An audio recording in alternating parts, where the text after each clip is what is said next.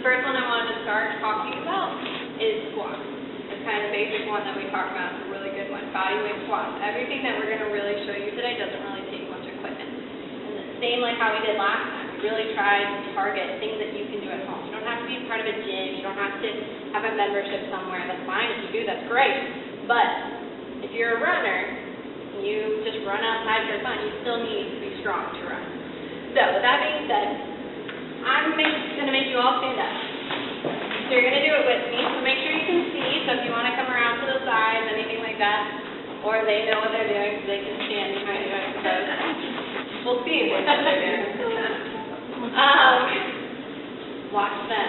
Make sure they do it right. Call them out if they don't. So there's lots of different ways to squat. Everyone will tell you a different way. I'm going to teach you the way that I like and the way that I teach my patients. So in my opinion, there's a quad dominant squat, the front of your thighs, and there's a hip. For my runners, I'm going to advocate hip dominant all the way. For most people, that's what I advocate. What that means is when you squat, the first thing I want you moving, I want to tell you this.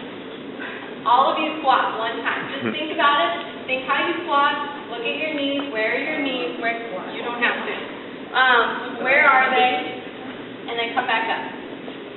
So, first thing I'm going to ask you, what moves first?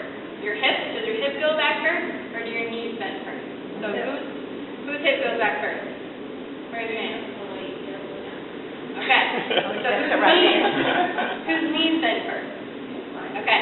So you are more likely a quad dominant squat.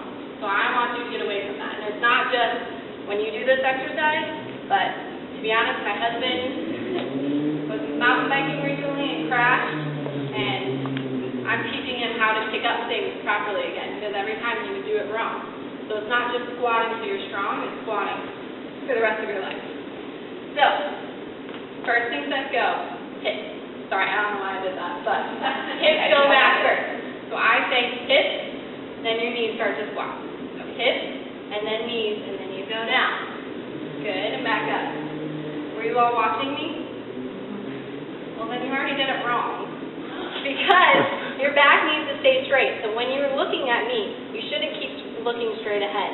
You should be going down to the floor. Otherwise, you're going to come back to see us for neck pain.